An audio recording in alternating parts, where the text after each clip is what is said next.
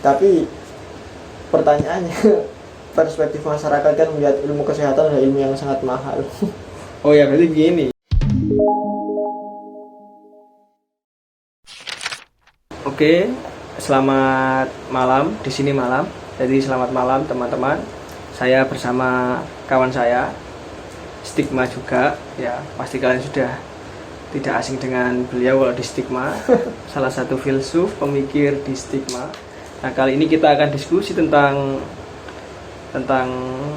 apapun ya. Tapi khusus hari ini kita mau refleksi 1 tahun Anniversary pandemi anniversary Anniversary sejak pandemi. Februari ya, 1 tahun, tentu dengan model-model telaah filosofis ala Stigma ya, gitu. Ya, yang masih tetap kita jaga sampai saat ini.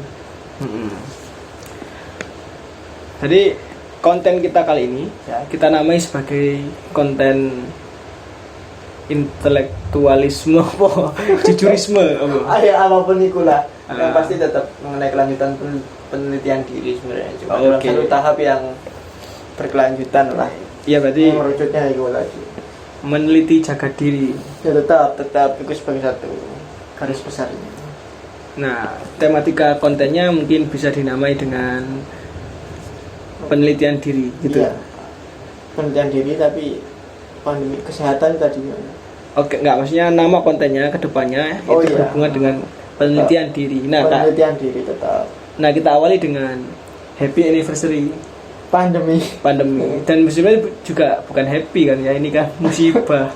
Nanti kita kena UU ITE misalnya kalau disebut happy. Ya mau gimana lagi, hidup sudah susah kena pandemi. Ya dinikmati walaupun berat.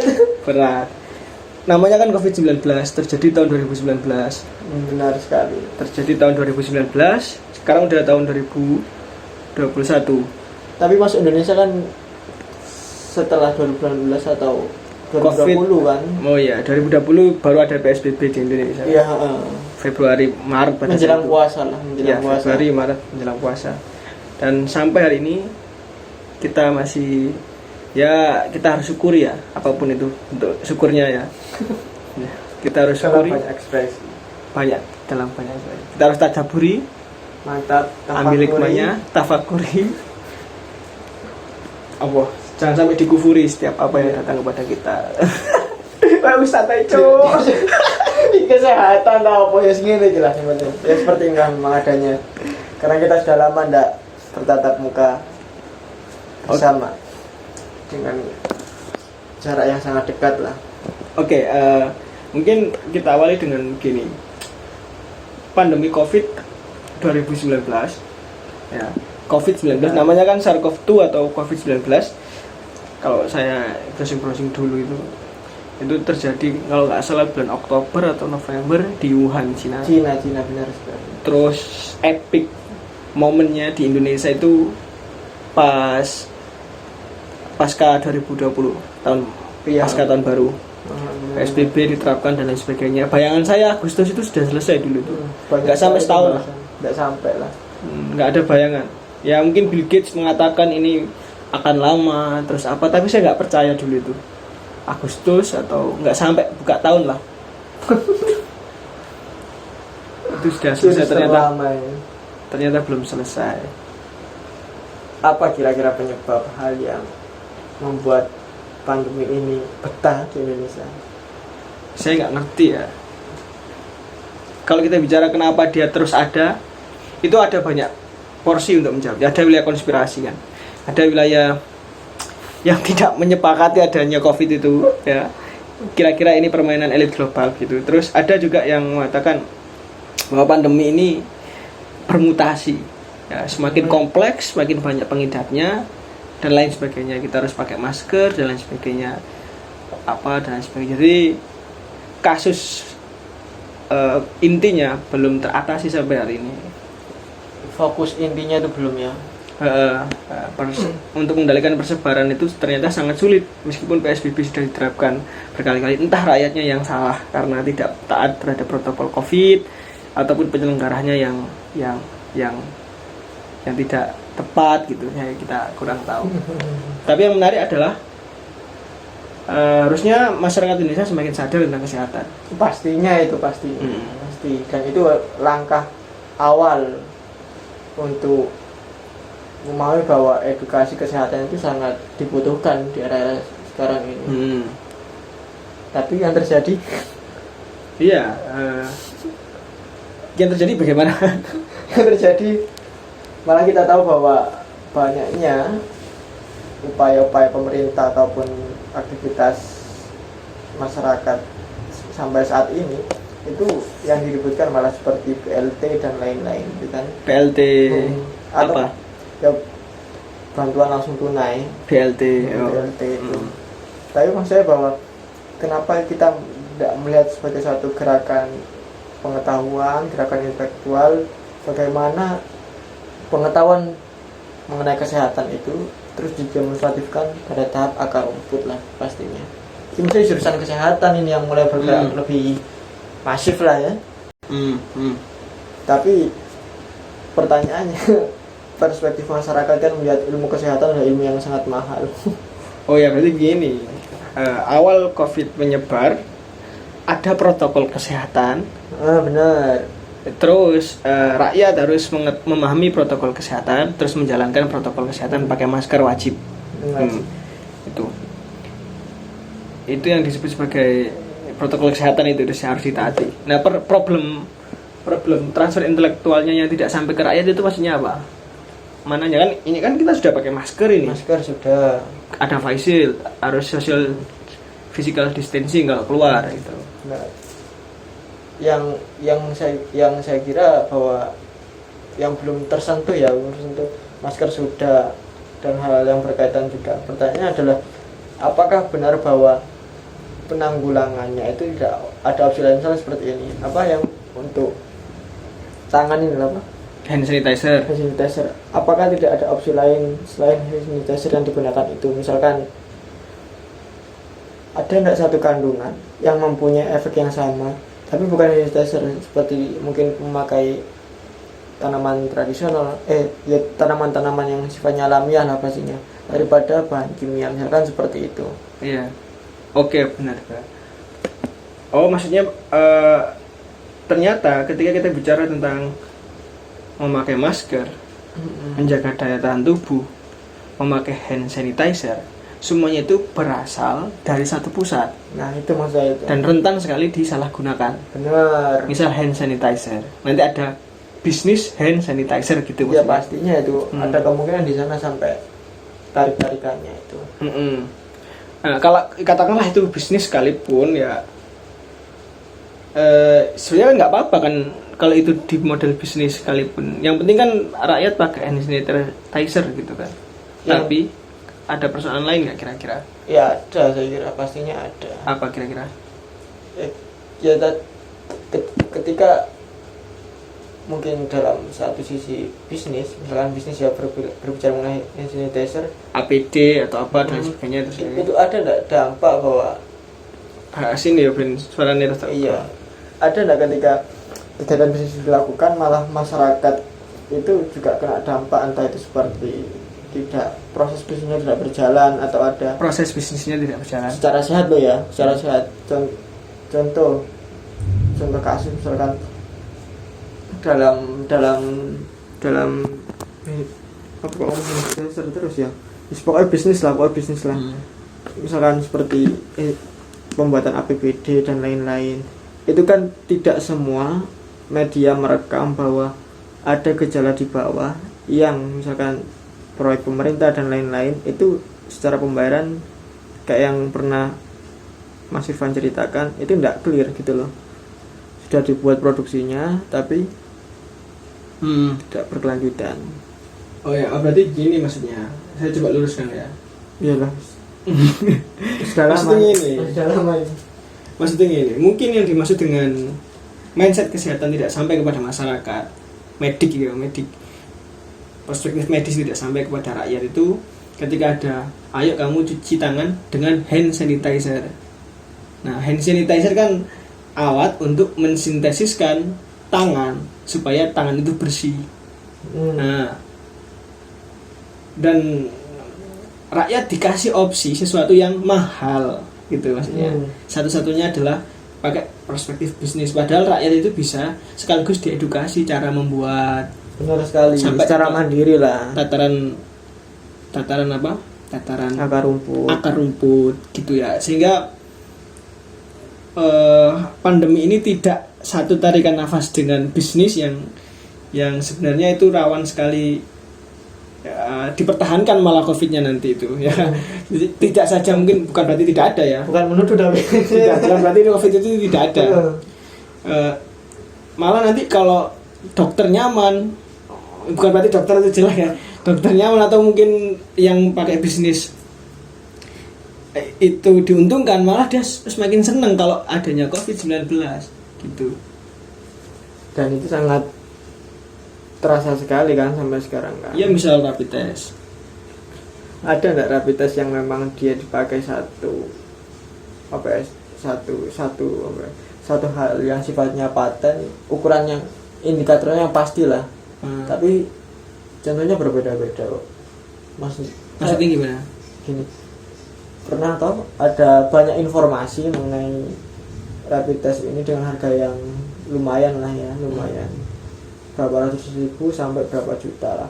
Ketika diukur ke lab A hasilnya seperti ini, ternyata ketika ke lab B hasilnya berbeda.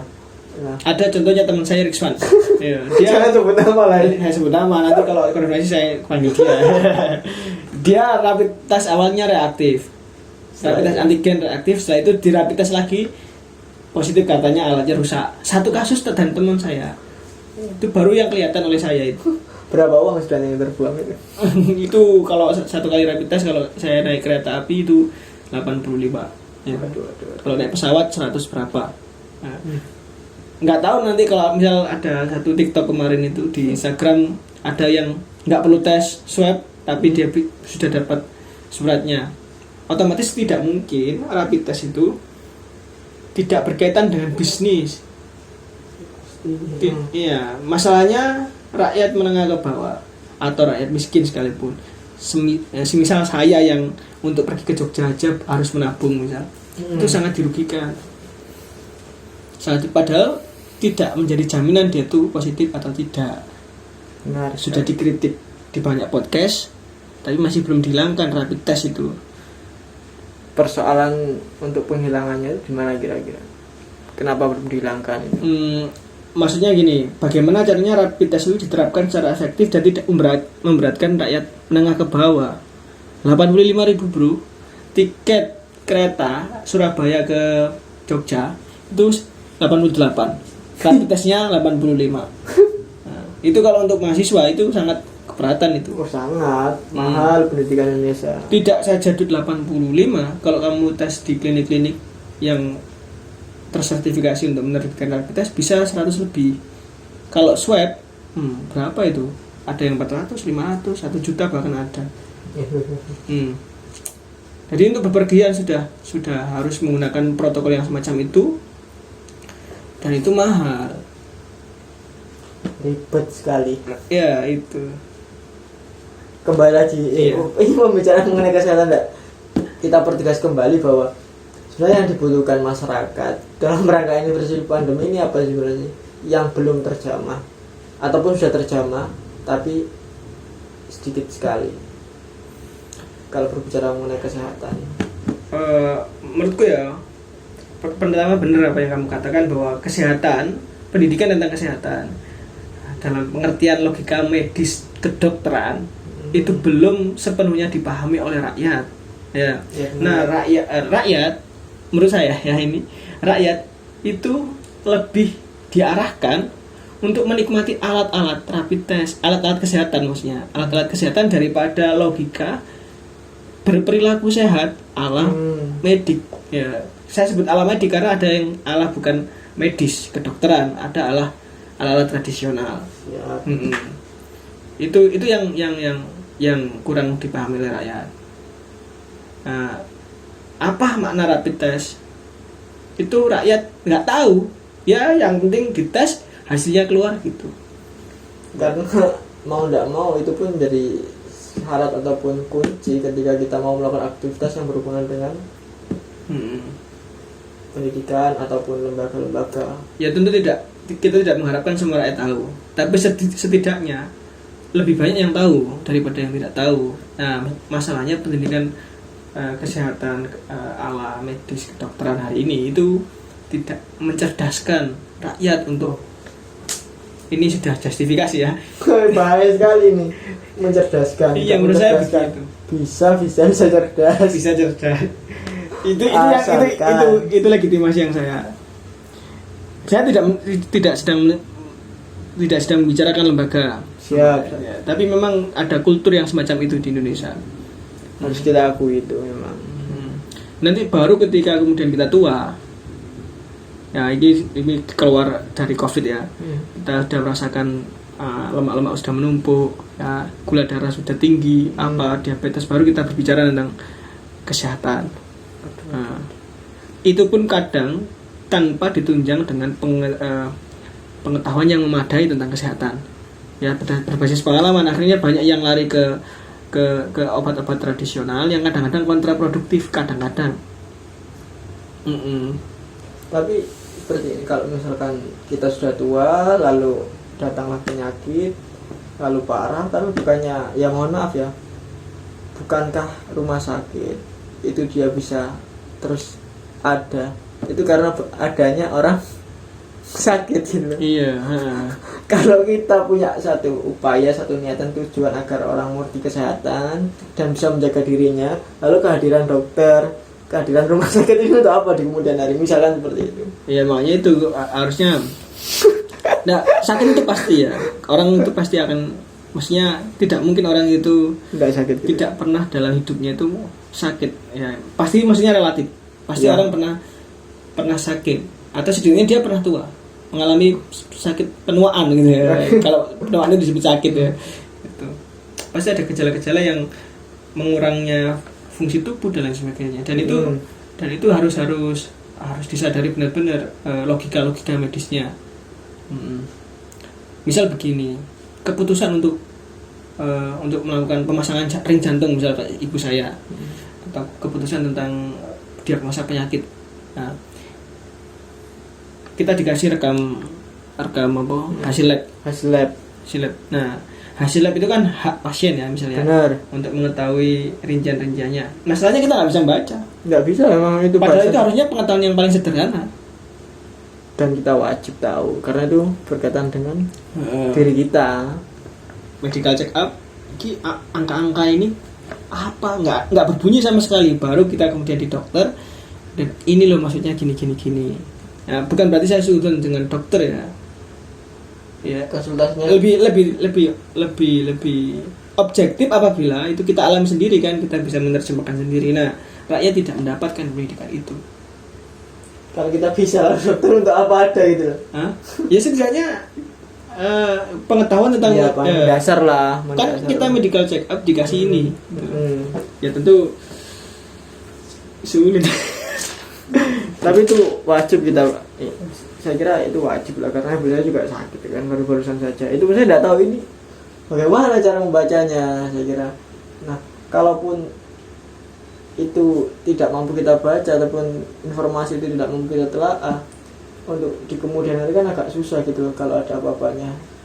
Ya mau tidak mau harus ke dokter lagi. Kalau ada informasi yang berbeda, kita pun harus tahu kan kenapa informasi itu berbeda pastinya. Kalau kita sudah tahu data dan menerjemahkannya bisa, kita kan akhirnya tahu sikap. Sikap apa penyikapan itu yang paling penting secara objektif. Tidak kemudian harus menunggu dokter. Nah, dokter itu ketika kita pada situasi yang memang benar-benar perlu berobat, ya. Benar. Dan memang dalam satu kebudayaan kebudayaan sampai dalam satu situasi kita memang perlu ke dokter. Ya. Iya, karena kalau terbiasa ke dokter konsultasinya mahal. Itu. Konsultasinya aja 150 250 loh. Kita hanya berbicara seperti ini. Konsultasi. Ya. Iya. Dan memang kita juga jangan malas-malas konsultasi ya, tapi jangan sampai nyawa ya. Konsultasi ke dokter ya, itu penting juga, tapi pun terhadap satu kebudayaan ini juga kemudian ayolah kita juga tumbuhkan kebudayaan cerdas tentang Kesehatan. tentang diri kita, Ya, tentang diri tubuh kita. Yang paling dekat dengan diri kita sendiri adalah ya tubuh kita. Siapa lagi? Bukan orang lain, pacar kita apalagi kan? Pacarmu. Aduh. Ya enggak apa-apa lah, yang penting harus move on lah ya. Iku sing kurang. Sampai suatu ketika kita akhirnya pasti menyesal nih, aku sih biar kau jaga tubuh apa gitu. Misal sejak awal memang tidak pernah.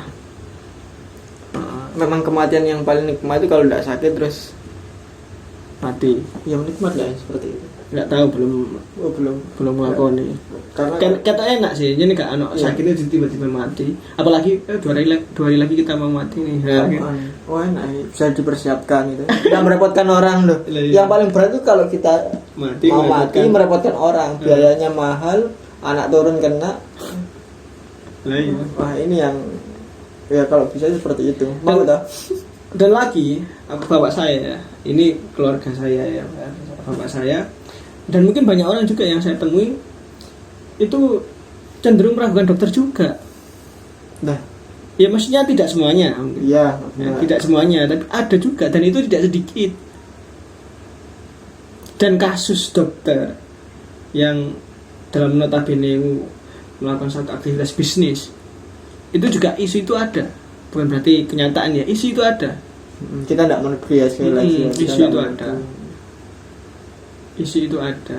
Nah, dan maka dari itu ya, apalagi jumlah dokter di Indonesia juga menurut saya tidak banyak. Ya, karena mahal itu memang. Iya, tidak banyak. Harusnya setiap desa itu ada dokter kan. Ya kalau kita ini ya kalau kita berbicara dalam ini agak keluar tapi sebenarnya masih berkaitan. Kalau kita berbicara dalam tingkatan ilmu itu kan ada ilmu yang sifatnya fardu ain ya kan, ada yang sunnah dan juga ada yang fardu kifayah. Salah satunya fardu kifayah seperti kalau ada orang yang meninggal satu kampung, kalau ada yang melakukan sholat jenazah ataupun mengurus jenazahnya oleh hanya satu orang, dosanya di satu kampung. Nah, sekarang persoalannya kalau kita sudah jelas, nyata dan tegas merasakan bahwa ilmu kesehatan sangat dibutuhkan dan bukan profesi tapi ibadah kedokteran ini juga dibutuhkan, maka kalau misalkan ini tidak diisi ataupun apa ya diisi lah, kalau tidak diisi kekurangan ini maka yang pasti bisa jadi dosanya ini sebenarnya. Nah, satu yang ngomong dosa gitu. Iya, maksudnya bahwa ini sudah kekurangan loh. Kalau misalkan sudah berapa banyak dokter yang meninggal karena pandemi ini? Banyak tenaga medisnya. Tapi meninggalnya Sebelum tenaga medis meninggal pun, sebenarnya dokter itu masih sangat sedikit di Indonesia. Kalau dibandingkan dengan misal Kuba, dengan Venezuela, jumlah dokter ahlinya itu masih banyakkan Kuba. Coba nanti kita searching. Ya. Saya sempat ada data yang begitu. Nah, harusnya setiap desa itu ada orang cerdas ya yang punya logika medis di situ, yang kemudian melakukan pencerdasan. Tidak hanya penyakit-penyakit yang sifatnya itu umum yang bersifat preventif ya, misal TBC apa dan lain sebagainya. korengan kadas. Enak loh seminar TBC. Ibuku itu kena TBC ya, paru-paru. Tidak hanya penyakit-penyakit yang semacam itu, tapi upaya pencegahan ya itu penting. Dulu saya merasakan itu pasca zaman saya kecil itu, zaman Orde Baru ya. Itu kayak semua orang itu sangat tahap terhadap kesehatan ya. Kamu nggak merasakan nggak? Oh iya, merasakan sekali. Posyandu. Saya selalu dapat kacang hijau dan andu barisan pertama itu garis depan juga kan. Mungkin hari ini juga begitu, tapi kok nuansanya kok berbeda. Oh iya, ini sedikit kasus mas. Kalau berbicara kesehatan di Surabaya itu ada program lansia untuk orang-orang yang lansia.